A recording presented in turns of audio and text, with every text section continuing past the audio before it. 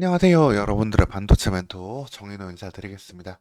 오늘 시간 이오 테크닉스에 대해서 자세히 알아보는 시간 가져보도록 하겠습니다.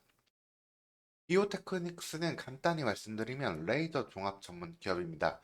레이저 기술력 하나만으로 반도체 공정에서 다양한 역할을 수행하고 있는데 어떠한 일로서 현재 돈을 벌고 있고 어떤 가능성을 또 갖고 있는지 오늘 이 시간 쉽고 자세하게 살펴보도록 하겠습니다. 먼저 이오테크닉스의 매출 비중을 살펴보도록 하겠습니다. 사업 보고서에는 아직 디테일하게 나오진 않고 있는데요. 대부분의 증권사들이 이렇게 매출 비중을 추정을 하고 있습니다. 현재 자료는 교보증권 자료인데요. 주로 대부분의 매출은 레이저 마킹 부분에서 나오고 있습니다. 후공정에서 사용하는 부분이고요. 칩, 패키징, 웨이퍼 단계에서 레이저로 제조사, 로고 등을 표시하는 장비입니다.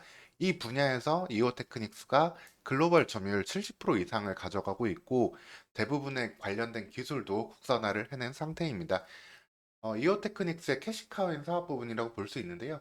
구체적으로 말씀드리면 이렇게 반도체 칩이나 웨이퍼에 이렇게 표시를 해주는 그런 장치라고 보면 되겠습니다. 과거에는 뭐 잉크를 사용한 방식도 했었는데 관련해서는 문제가 있는데 비해서 이오테크닉스가 개발한 레이저로 각인시키는 방법은 압도적인 기술력으로서 시장을 완전히 장악하고 있다고 보시면 되겠습니다. 그리고 이오테크닉스가 이 캐시카우 외에 한 단계 성장할 수 있었던 배경이 있었는데요.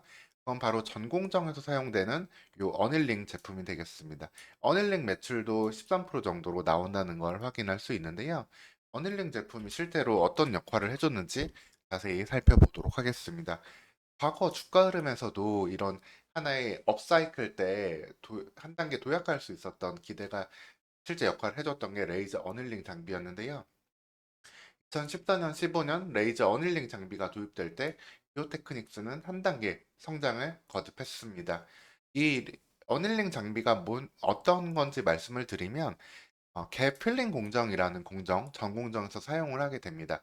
반도체 패턴이 미세화됨에 따라서 균일한 증착 정도가 갈수록 나빠지게 되거든요. 일종의 이런 홈들이 계속 발생하게 됩니다.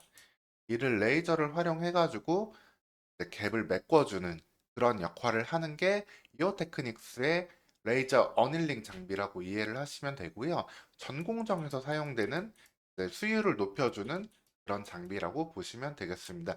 이 장비를 통해서 캐시카우 외에 이오테크닉스의 영업이익은 한 단계 더 도약할 수 있었던 그런 상황이 되겠습니다. 다만 전체적으로는 반도체 시장 사이클에 영향을 받을 수 없는 장비 업체이기 때문에요.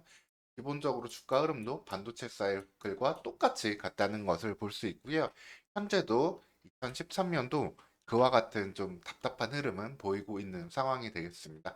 하지만 그를 풀어내기 위해서 현재 이오테크닉스가 준비하고 있는 것들이 있습니다. 소위 어드밴스드 패키징이라고 하는데요.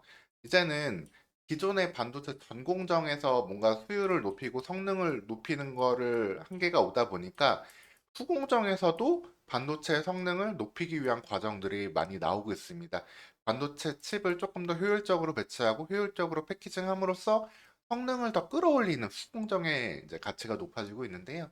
그 후공정에서도 큰 기여를 할 수 있는 부분이 이오테크닉스가 지금 추구하는 레이저 커팅 장비 라인업이 되겠습니다. 현재까지는 2022년, 2023년 현재까지는 해당 장비의 매출 비중이 10%가 되지 않고 있어요.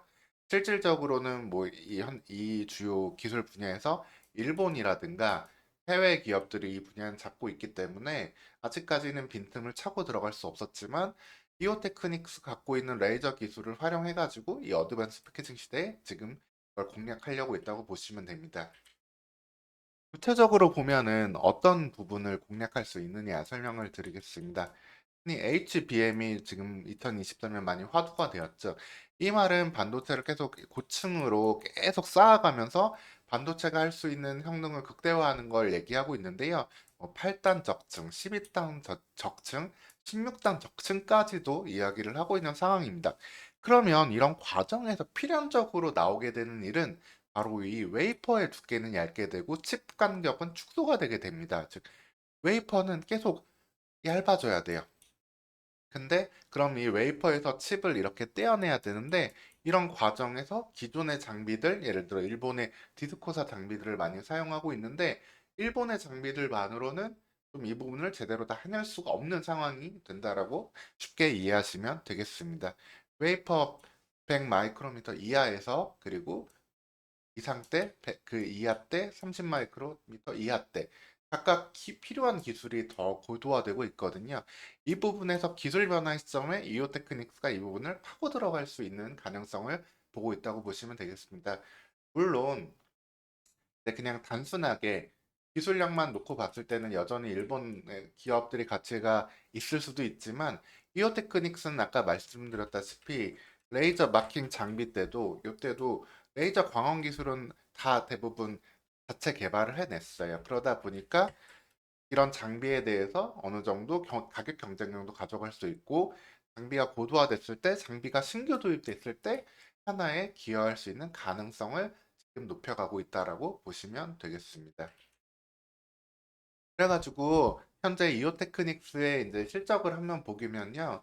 매출액은 2023년 반도체 사이클 때문에 어느 정도 좀 떨어지는 부분들이 나오고 영업이익 역시도 좀 손상되는 부분들이 나오고 있습니다.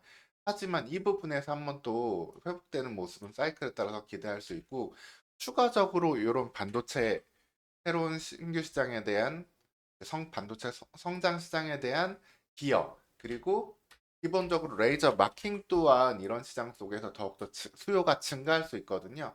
반도체 칩맛 구조라고 해가지고 하나의 반도체 칩에 여러 개 반도체 칩을 얹게 되는 구조들이 패키징에서 나오게 됩니다.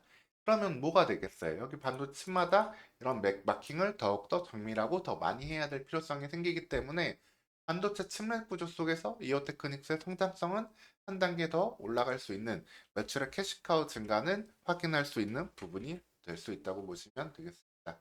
그래서 결론적으로 말씀드리면 이오테크닉스는 세 가지의 포인트를 갖고 있다고 보시면 되세요. 기본적으로 레이저 마크 시장, 이게 캐시카우라고 말씀드렸죠.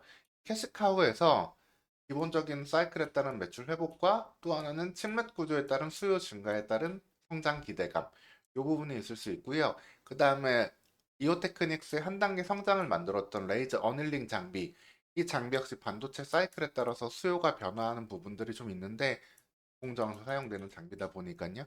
이 부분도 반도체 사이클에 따라서 좀 회복될 수 있다.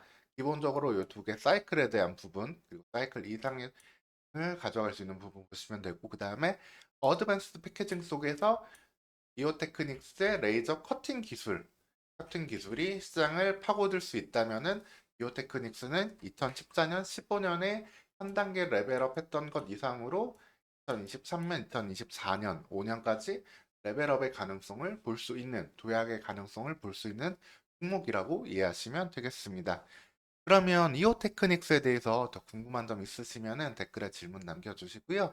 다음 시간에도 더 좋은 영상으로 찾아뵙도록 하겠습니다. 오늘도 시청해주셔서 감사합니다.